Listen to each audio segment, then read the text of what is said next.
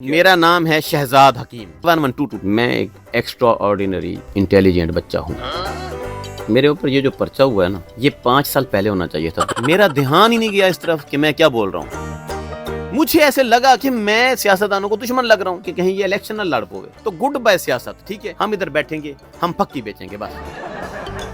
एक तो कल जब आप जेल से रिहा हुए तो रिहा होने के बाद आपने 2 बड़े नारे लगाए, एक तो FIA के हवाले से और दूसरा अरसलान खान के हवाले से। आपके वकील हैं तो बड़े खुश नजर आ रहे थे वो भी, और आपने भी बड़े जोशो खरोश के साथ उनका नारा लगाया।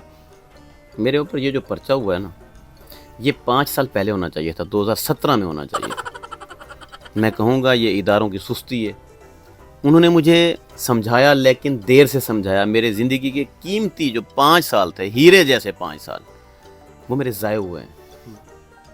मेरा ध्यान ही नहीं गया इस तरफ कि मैं क्या बोल रहा हूँ। मैं ओल फोल बोल रहा हूँ। मैं बोल रहा हूँ तो इसका मतलब लाजमी बात है मेरे वसेब के लोग भी बोल रहे हैं, मेरे गांव के लोग बोल रहे हैं, मेरी तहसील के लोग बोल रहे हैं। मुझे बोलता देखकर फिर औरतें बोल रही हैं, बच्चे बोल रहे हैं, गालियाँ निकाल रहे हैं। शरन कानूनन कोई मजहब इन बातों को कबूल नहीं करता। जिस तरह की स्पीच में कर रहा था, किए जा रहा था, किसी ने रोका ही नहीं। शायद मैं ये सोचता हूँ, या तो मेरा वो जो लफ्ज़ था नाम, उसकी वजह से लोग शायद खौफ ज़्यादा होते थे, या कुछ दोस्त मोहब्बत ज़्यादा करते थे, इस वजह से वो मुझे समझाते ही नहीं थे कि मैं गलत हूँ। तो वो जो 2 नारे मैंने लगाए थे, मैं हल्फन कहता हूँ कि वो मेरे दिल की आवाज़ थी। एक नारा था FIA जिंदाबाद। FIA के अंदर एक शख्सियत हैं, एडिशनल डायरेक्टर अब्दुल गफ्फार साहब। वो कमाल मोटिवेशनल स्पीकर उनको कह सकता हूँ मैं। शायद मेरी कुटास लगाकर, मेरा रिमांड लेकर, मुझे पुनिशमेंट देकर, मुझे सख्त सजाएं देकर ना सुधारा जा सकता। जो उन्होंने मुझे गाइड किया, एक तो मैं उनकी पर्सनैलिटी से बहुत बहुत मुतासिर हुआ हूँ। दूसरा जो मैंने नारा लगाया था, एडवोकेट अरसलान खान जिंदाबाद। मैंने सुना हुआ था कि वो जो हैं वो साइबर लॉज के जो है ना वकील हैं और हीरो हैं।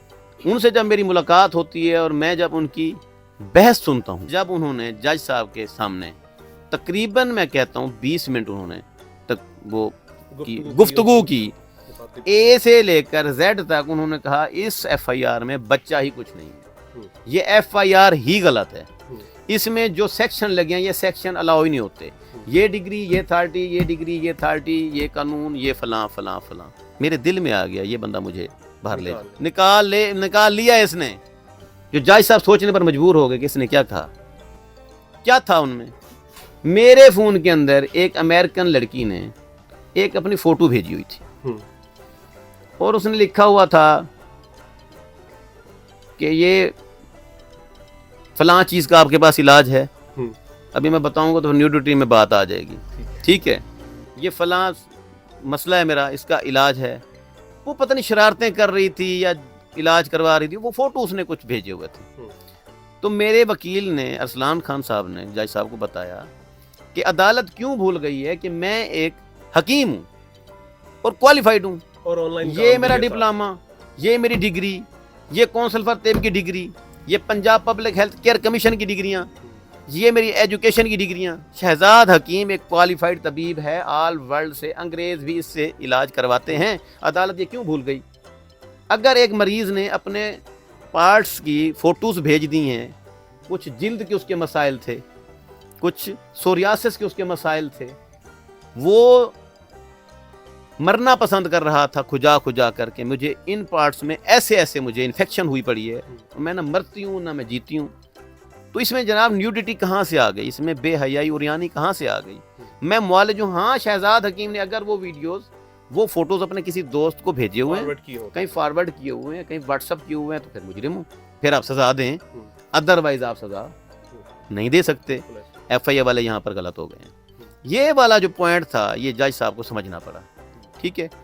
और 2-3 पॉइंट उनके और भी थे। उनकी जो बहस मैंने सुनी, मैंने शुक्र अदा किया, या बारी ताला मुझे जो है ना, वो मेरे लिए फरिश्ता आ चुका है और ये बंदा मुझे अब निकाल जाएगा।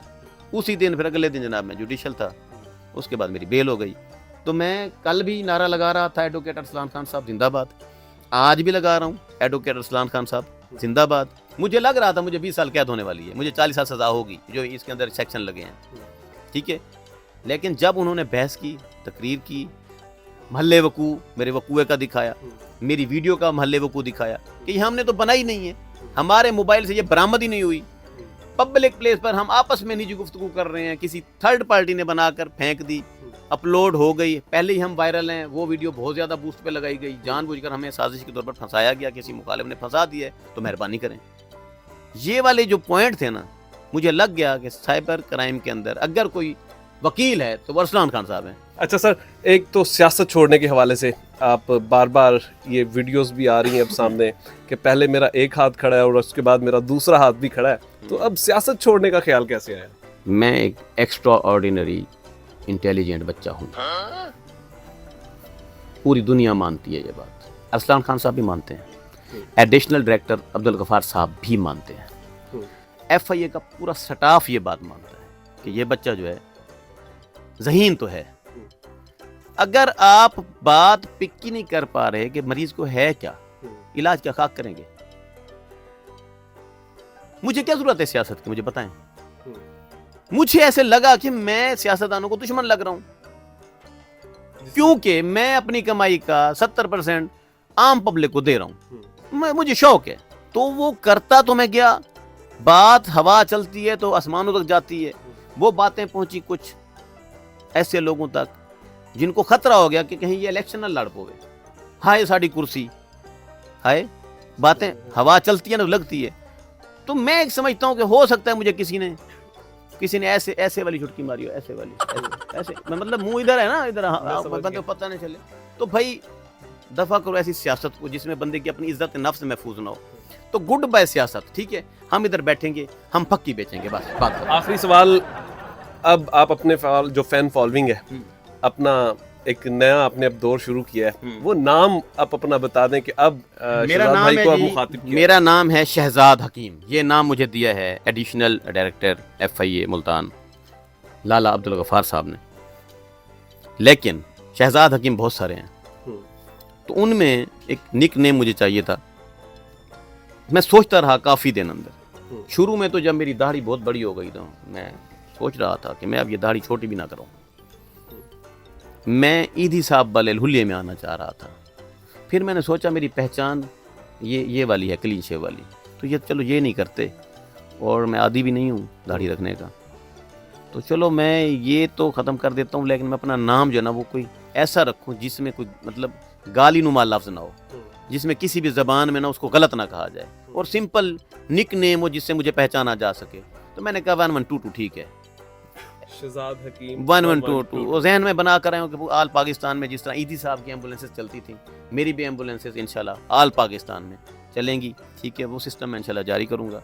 आल पाकिस्तान में इंशाल्लाह लंगर खाने होंगे मेरे नाम के, आल पाकिस्तान में जहाँ वाटर फ्रेशनर प्लांट की ज़रूरत होगी, पानी की ज़रूरत होती, इंशाल्लाह शहजाद हकीम शहजाद दवाखाना हम जो है ना उधर भिजवाएंगे।